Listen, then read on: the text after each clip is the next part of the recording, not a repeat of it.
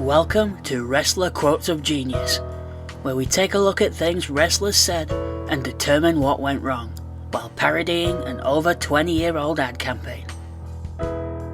It was a stupid idea from bad creative.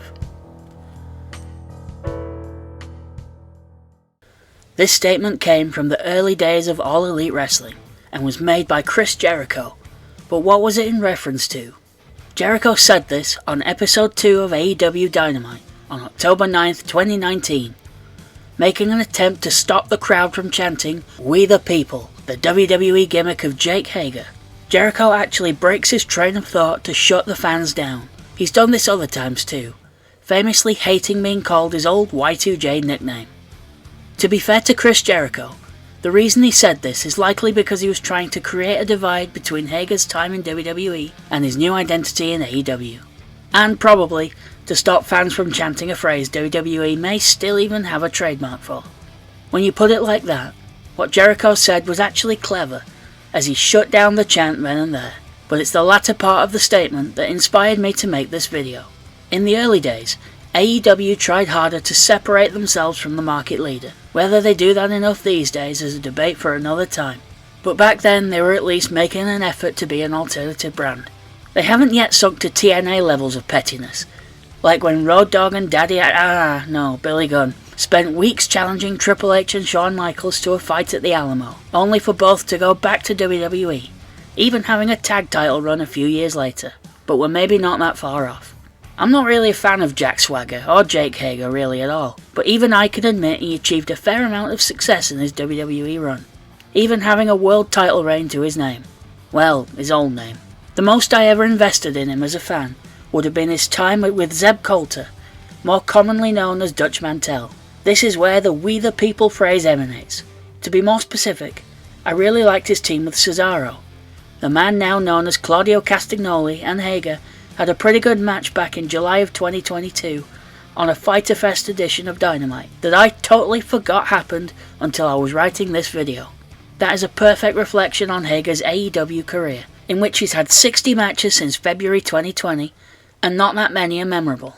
His first match in the promotion occurred at Revolution 2020, at which Hager defeated Dustin Rhodes in a match most notable for two things. Firstly, in the build, which started with Hager in storyline breaking Dustin's arm in a car door, in a segment in which the plank of wood that was there to protect Dustin's arm was visible and shot, thus killing the drama of the segment.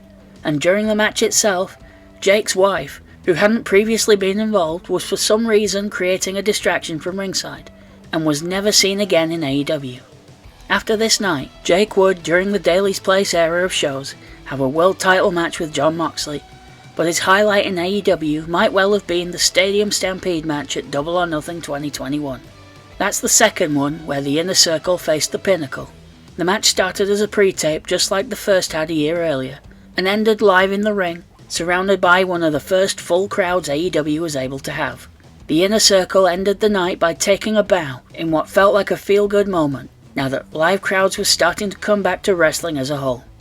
Ever since the Inner Circle ended, Jake has been without much direction, recently relying on a purple bucket hat being a key aspect of his character.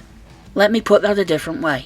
They took a legit tough guy, former WWE World Champion, and a legit MMA fighter, and gave him an inanimate prop. He's essentially the modern day Perry Saturn. Post in the Circle, Hager has been a bit of an afterthought. Yes, he was part of the Jericho Appreciation Society, but he hasn't really felt like an important part of the roster for a while. If I were to guess why Jake Hager's AEW booking has been so perplexing, I'd say that it's because his AEW tenure has been so tied to Chris Jericho. According to Jericho himself, he requested that Hager be hired by AEW, largely due to an incident that occurred in Abu Dhabi, where Hager saved Jericho after an altercation in a nightclub. Again, according to Jericho, who's told this story a few times on various podcasts, the person he had an issue with put a $7 million bounty on his life, and Hager through this time protected him. If there is truth to this story, which I'm not saying if there is or isn't, I completely understand Jericho backing a man who apparently saved his life. But when you listen to Jericho tell the story, it feels very reminiscent of some tall tale Hulk Hogan might tell, like how he was nearly in Metallica, or was offered the George Foreman grill but turned it down. both of which have been debunked by the way. The downside of Jericho's link with Hager is that when Jericho doesn't need him to be part of what he's doing, Hager seems to float along without any direction. In 2023, Jake Hager hasn't won a single match on television, with his 4 wins occurring on AEW Dark and Elevation, which aren't even a thing anymore. His last win came in April of this year, in a 6-man tag on Elevation. In 2022, he won 3 out of 12 matches. Admittedly, one of those was on TV, and one was Anarchy in the Arena on pay-per-view. When he isn't wrestling, he's usually seen standing behind Angelo Parker and Daddy Magic. When you look at that quote, it's a stupid idea from bad creative. Was the Purple Hat any better than We the People?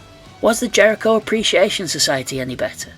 Sometimes words come back to bite you, like a snake that's eaten its own tail, which ironically was part of the Inner Circle's logo.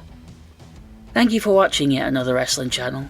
If you enjoyed this, please consider clicking like, subscribing or leaving a comment.